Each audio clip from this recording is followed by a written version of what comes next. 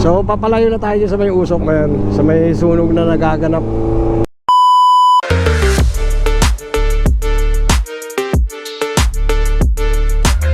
Yon guys, nandito tayo ngayon sa Skyway Stage 3. May makapal na usok tayong nakikita.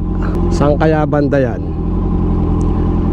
May nasusunog doon sa part sa unahan, bandang kaliwa natin. Baka madaanan natin yan, makikita natin.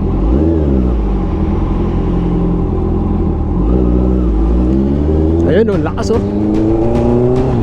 Lakas ng usok. May team. Saan kaya banda yan? Malamang sa oras na to, nababalita na yung sunog na yan sa part na lugar na yan. Pag tag-init talaga, tagsaan ng mga sunog kaliwat kanan eh. Yung street natin sa baba guys, G. Araneta. Tapos magko-crossing tayo ng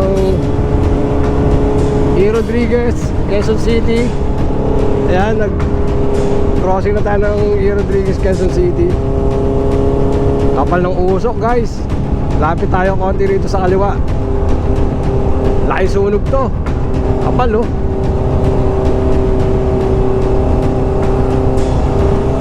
Yun oh. Kitang kita oh.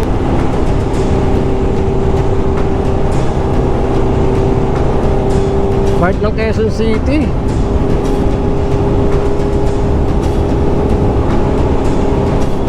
Part siya ng Quezon City guys. Lakas ng usok. Kita natin dito yung lumalagablab na apoy. Medyo mapapalayo tayo ng konti dahil palayo itong way ng Skyway. Ayun o, tignan mo. Kita yung apoy dito.